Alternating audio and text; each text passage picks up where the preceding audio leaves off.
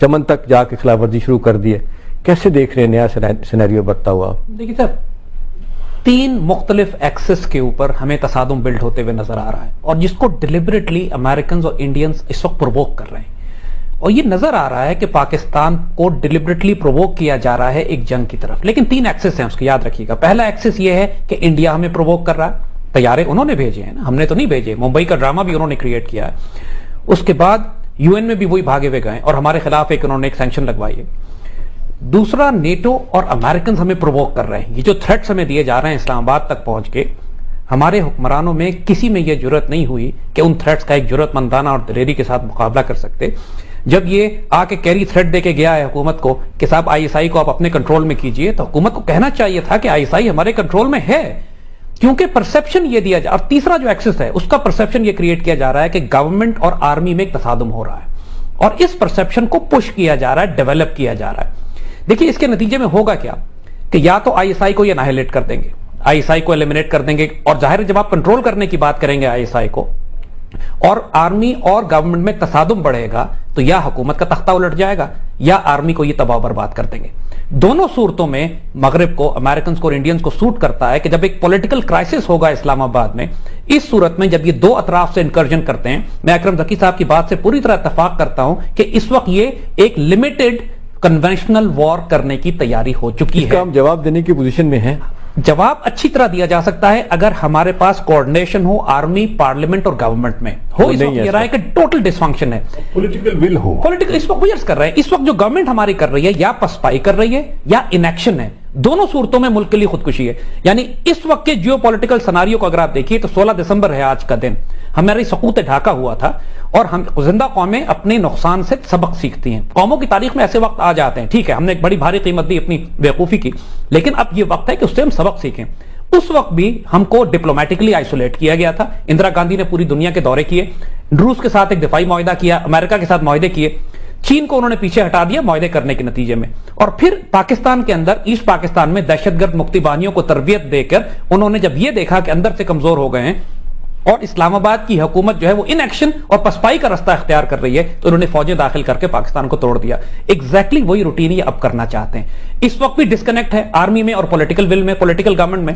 اگر یہ پارلیمنٹ جو کہ ابھی تک فنکشن نہیں کر رہی ہے، ابھی تک یہ گورنمنٹ فنکشن نہیں کر رہی ہے، تو پاکستان کے لیے سب سے بڑا نیشنل سیکیورٹی تھریٹ یہ گورنمنٹ بن جاتی ہے. جنرل صاحب یہ فرمائیں کہ جو ہمارا اوریجنل ڈے 1 سے سٹینڈ تھا کہ جب تک ہندوستان ہمیں ثبوت فراہم نہیں کرے گا ہم کچھ نہیں کر سکتے، لیکن پروسیس میں ہم دیکھ رہے ہیں کہ ہم کنسیڈ کرتے چلے جا رہے ہیں. یہ فینومینا کیا ہے؟ دیکھیے بات یہی ہے نا، میں نے عرض کیا آپ سے کہ ثبوت والی بات جو یہ کر رہے ہیں یہ قوم اور آرمی کی زبان ہے.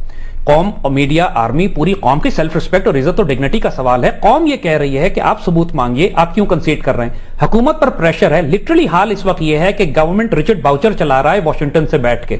Every thing that is being decided ہے. ایک جوائنٹ سیکرٹری لیول کا ایک جوائنٹ سیکرٹری لیول کا آدمی ڈائریکٹ پریزیڈنٹ کو، پرائم منسٹر کو فون کرتا ہے اور پاکستان کے فیصلے چلا رہا ہے اس وقت یہ. تو لہٰذا ایکچولی اس وقت حال یہ ہے، پرائم منسٹر ہاؤس میں آپ جائیے، چھتوں تک فائلیں بھری ہوئی ہیں اور ڈیسیشن نہیں ہو رہا ہے. ان ایکشن ہے کہ جب تک کہ پریزیڈنٹ ہاؤس سے یا باؤچر سے اپروول نہیں آئے گا فائلیں نہیں آگے چلیں گی. اور موسٹ انکمپٹنٹ اور کرپٹ لوگ اس وقت اسٹریٹجک لوکیشنز پہ بٹھا دیے گئے ہیں.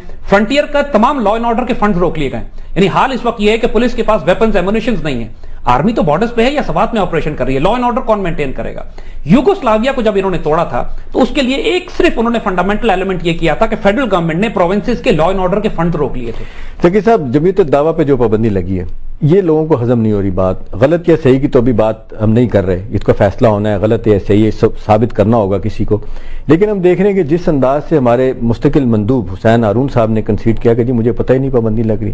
پھر ہم یہ دیکھ رہے ہیں کہ 3 دفعہ ہندوستان نے کوشش کی اس تنظیم پہ پابندی لگانے کی، تینوں دفعہ چائنا نے اس کو ویٹو کیا.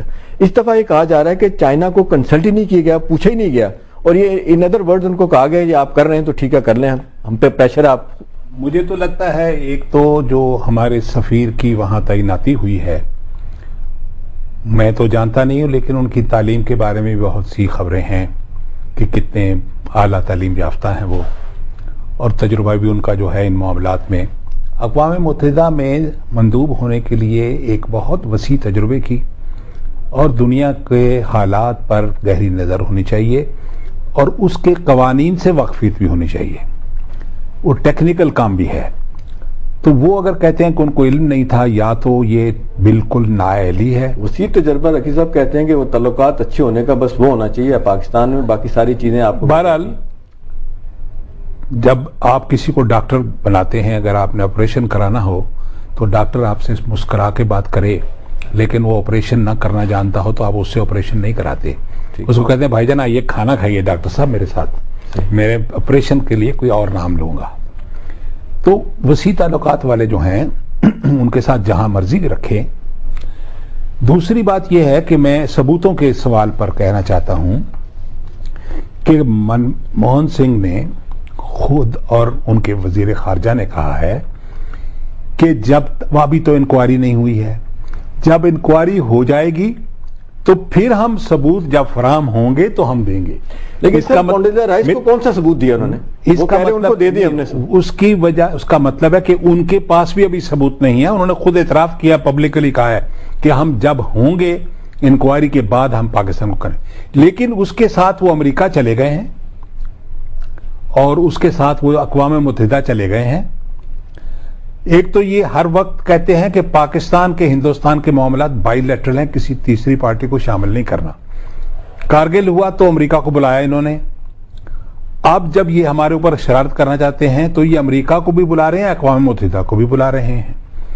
تو اس کی وجہ یہ ہے کہ ان کے پاس ثبوت نہیں انہوں نے دیا. اس کو صرف اپنی وہ الائنس جو انہوں نے کی ہے، امریکہ کی سب سے بڑی بش ایڈمنسٹریشن کی کامیابی جو تھی زندگی کی، ہر جگہ ناکام ہوئے ہیں، عراق میں، افغانستان میں، مڈل ایسٹ میں. پالیسی اوباما صاحب کی کنٹینیو ہوتا دیکھ رہے ہیں آپ، وہی بش ناکام ہوئے ہیں. کامیابی ان کی یہ تھی کہ ایک نان الائنڈ کنٹری کو انہوں نے الائی بنا لیا ہے اور نیوکلیئر الائی بنا لیا ہے اور بالکل ان کے قبضے میں آ گیا. اور ان کا بڑا شور تھا کہ اتنا بڑا ملک، اتنا گروئنگ کنٹری ہمارے قبضے میں آ گیا ہے.